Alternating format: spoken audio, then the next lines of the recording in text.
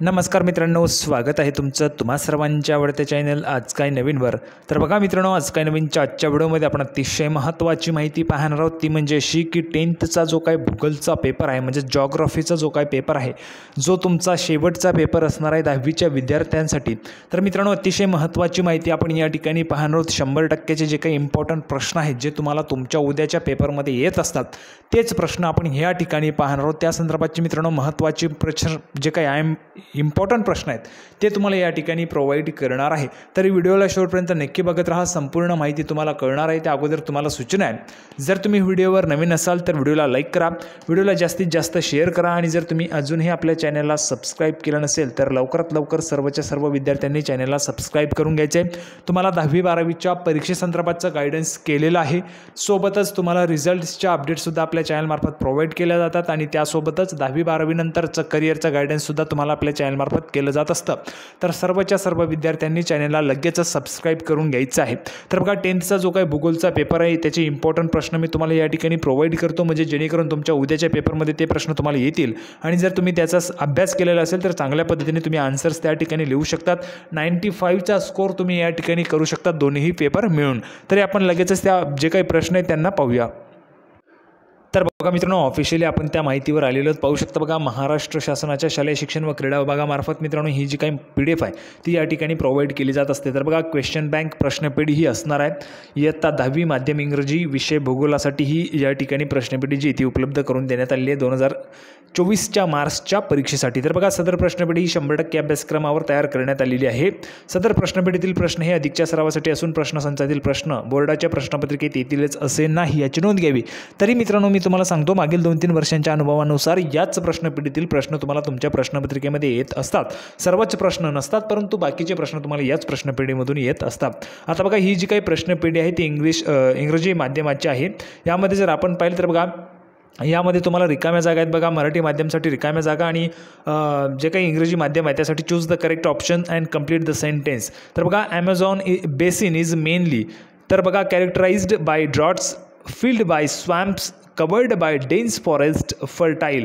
तर अशा पद्धतीचे 4 ऑप्शन्स तुम्हाला दिलेले आहेत। तुमचं एक या ठिकाणी रिकामी जागा विचारलेली आहे, 4 ऑप्शन्स आहेत, त्यामध्ये 4ही ऑप्शनपैकी कुठलेही एक बरोबर ऑप्शन्स तुम्हाला या ठिकाणी लिहायचे आहे। 1 गुण तुम्हाला या ठिकाणी मिळून जाणार आहे। तर बघा, अशा पद्धतीने मित्रांनो ही जी काही PDF आहे ती भरपूर मोठी या ठिकाणी असणार आहे आणि यामध्ये तुम्हाला भरपूर प्रश्न जे आहेत ते तुमच्या सरावासाठी तुम्हाला तुमची परीक्षा उद्या होणार आहे।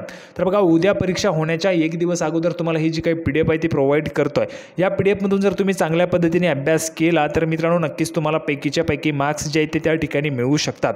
तर बघा, अशा पद्धतीने तुम्हाला चांगल्या पद्धतीने अभ्यास करायचा। बघा, identify the correct correlation and complete the chain. तर बघा, करेक्ट कोरिलेशन आयडेंटिफाय करायचे आणि जी काही चेन आहे ती त्या ठिकाणी कंप्लीट करायची। जसं इंडिया डान्स टाईप कॅपिटल अशा पद्धतीने ही दिलेली आहे। तर यामध्ये A column, B column, C column आहेत। या ABC कॉलममधून कोरिलेशन त्या ठिकाणी जे आहे ते आयडेंटिफाय करायचे आणि जी काही चेन आहे ती कंप्लीट त्या ठिकाणी करायची आहे।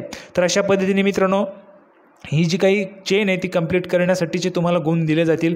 तर अशा पद्धतीने भरपूर जर आपण या ठिकाणी पाहिलं तर मित्रांनो भरपूर चांगले प्रश्न या ठिकाणी तुम्हाला आहेत आणि या जर प्रश्नाचा तुम्ही अभ्यास केला तर नक्कीच तुम्ही पैकीच्या पैकी जे काही गुण आहेत ते त्या ठिकाणी मिळू शकतात।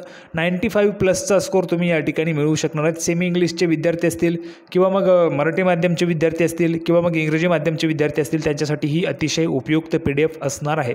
तर बघा, या PDF जर तुम्हाला हवी असेल तर ही PDF तुम्हाला आपल्या टेलिग्राम चॅनलला उपलब्ध होऊन जाणार आहे किंवा मग तुम्ही आपल्या कमेंट बॉक्समध्ये टेलिग्राम लिहून पाठवा, तुम्हाला लगेचच ही जी काही PDF आहे ती आपल्या टेलिग्राम चॅनलला उपलब्ध करून दिली जाणार आहे।